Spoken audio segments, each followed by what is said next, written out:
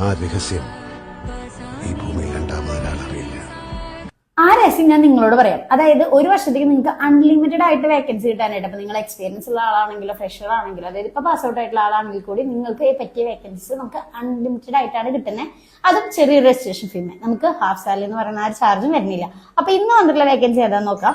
നമുക്ക് കൊച്ചിയിൽ വന്നിട്ടുള്ളത് കസ്റ്റമർ റിലേഷൻ എക്സിക്യൂട്ടീവിലാണ്. അതുപോലെ തൃശ്ശൂർ BDM, ഇതൊരു കസ്റ്റമർ റിലേഷൻ എക്സിക്യൂട്ടീവ്, അതായത് CREയില് നമുക്ക് ഫ്രഷർ ആയാലും എക്സ്പീരിയൻസ് ആയാലും കുഴപ്പമില്ല. BDM വന്നിട്ടുള്ളതിൽ നമുക്ക് എക്സ്പീരിയൻസ് ആയാണ് നോക്കുന്നത്.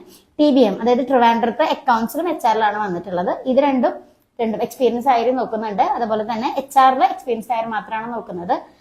അക്കൗണ്ട്സിൽ ഫ്രഷേഴ്സിനെ നോക്കുന്നുണ്ട്. പത്തനംതിട്ടയിലെ ബ്രാഞ്ച് മാനേജർ എക്സ്പീരിയൻസ് ആയാണ് നോക്കുന്നത്. അപ്പൊ ഈ വേക്കൻസി അല്ലാതെ വേറെ എന്ത് വേക്കൻസിയാണ് നിങ്ങൾക്ക് വേണ്ടതെങ്കിലും വേഗം തന്നെ കമന്റ് ചെയ്യുക. അതുപോലെ തന്നെ നിങ്ങളുടെ CV താഴെ കാണുന്ന നമ്പറിൽ അയച്ചാൽ അതിനനുസരിച്ചുള്ള വേക്കൻസീസ് നമ്മൾ അപ്ലോഡ് ചെയ്യാം. അപ്പോൾ ബൈ.